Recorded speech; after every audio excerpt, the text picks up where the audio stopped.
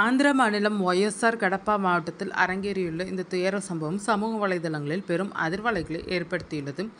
கல்வியில் சிறந்து விளங்கி முதுகலை படிப்பில் தங்கப்பதக்கம் வென்று ஆளுநரின் கைகளால் கௌரவிக்கப்பட்ட 26 வயது பெண் ரெஹானா என்ற இளம்பெண்ணின் வாழ்க்கை ஒரு நபரின் பொறுப்பற்ற வார்த்தைகளால் சிதைந்து போயுள்ளது.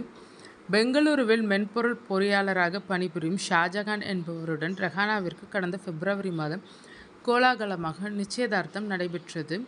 இரு வீட்டாரும் மகிழ்ச்சியுடன் திருமணத்தை எதிர்நோக்கியிருந்த நிலையில் இந்த உறவு ஒரு பேரிடராக முடியும் என்று யாரும் எதிர்பார்க்கவில்லை. நிச்சயதார்த்தத்திற்கு பிறகு ஆரம்ப நாட்களில் இருவரும் அலைபேசி மற்றும் வாட்ஸ்அப் வழியாக தங்களது எதிர்கால கனவுகளை பகிர்ந்து வந்துள்ளனர். ஆனால் இந்த மகிழ்ச்சி நீடிக்கவில்லை. திடீரென ஒரு நாள் ஷாஜகான், எனக்கு உன்னை பிடிக்கவில்லை, உன்னை பார்க்கும்போது எந்த உணர்வும் ஏற்படவில்லை, எனக்கு ஏற்கனவே பல பெண்களுடன் தொடர்பு உள்ளது என்று கூறி திருமணத்தை முறித்துக் கொள்வதாக தெரிவித்துள்ளார். முதலில் இதை விளையாட்டாக கருதிய ரெஹானா பிறகு அது திட்டமிட்ட ஏமாற்று வேலை என்பதை உணர்ந்து மிகுந்த மனவேதனைக்கு ஆளானார்.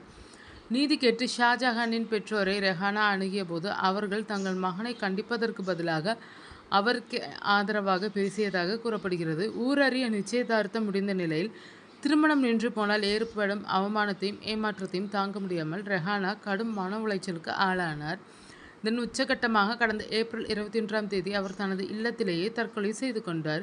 உயிரிழப்பதற்கு முன்னதாக 12 பக்கங்களுக்கு அவர் எழுதிய உருக்கமான கடிதம் அவர் அனுபவித்த மன ரீதியான சித்திரவதைகளை உலகிற்கு வெளிச்சம் போட்டு காட்டியது.